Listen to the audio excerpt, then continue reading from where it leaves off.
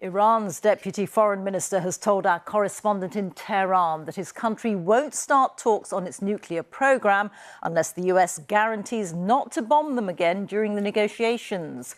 It comes as the head of the UN's nuclear watchdog, the IAEA, warns that Iran retains the capacity to resume enriching uranium in a matter of months and could still produce a nuclear bomb.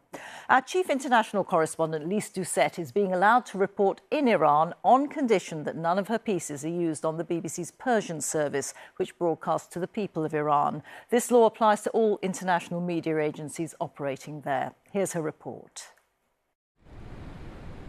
A city in the eyes of the world, Tehran, where the fragile truce holds. On the streets, reminders of the 12-day war, of the decades-long tension with the US and Israel. Oh, good afternoon. Good afternoon. But one of Iran's top diplomats wants to make clear, when bombs fell this month, they were negotiating with America. He insists that can't happen again. We are hearing from Washington telling us that they want to talk. By the way, no date has been set. President Trump talked about this week. I'm telling you that we have not agreed to any date. We have not agreed to the modality. Right now, we are seeking an answer to this question. Are we going to see a repetition of an act of aggression while we are engaging in dialogue? Satellite imagery shows Iran's nuclear sites were badly damaged. But Iran still says it won't stop enriching uranium. Why should we agree to such a proposal? Because Iranians on this visit have told us that Iran has paid too high a price for enriching uranium, causing suspicions even among your European partners about why you were enriching to 60%. It wasn't necessary. First of all, 60% is something which is being used for peaceful purposes. But it did create this situation of suspicion.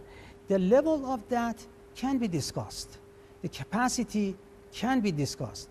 But to say that you should not have enrichment, you should have zero enrichment, and if you do not agree, we will bomb you, that is the law of the jungle.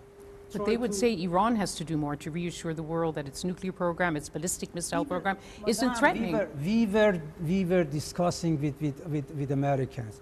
We were in the middle of talks. All of a sudden, we face a clear act of aggression. And those who are criticizing us, they should criticize the way that we have been treated. They should criticize the Americans. They should criticize the Israelis. And if they do not have the guts to criticize America, they should keep silent, not try to justify the aggression. Iranians worry the dark of war will return. Their days lived with no guarantee life will get better or worse. Their lives held hostage to age-old enmities. Well, Lise, Iran has stated its case to you, but what sort of pressure is it under? Well, they've certainly seen what kind of military pressure can be brought to bear. They've seen the military might of the United States and Israel. They've seen how Israel can assassinate at will so many of its top military commanders, so many of its leading nuclear scientists. The Deputy Foreign Minister told us that they have received messages in private, they've heard them in public, that the United States want to stop military action, at least for now.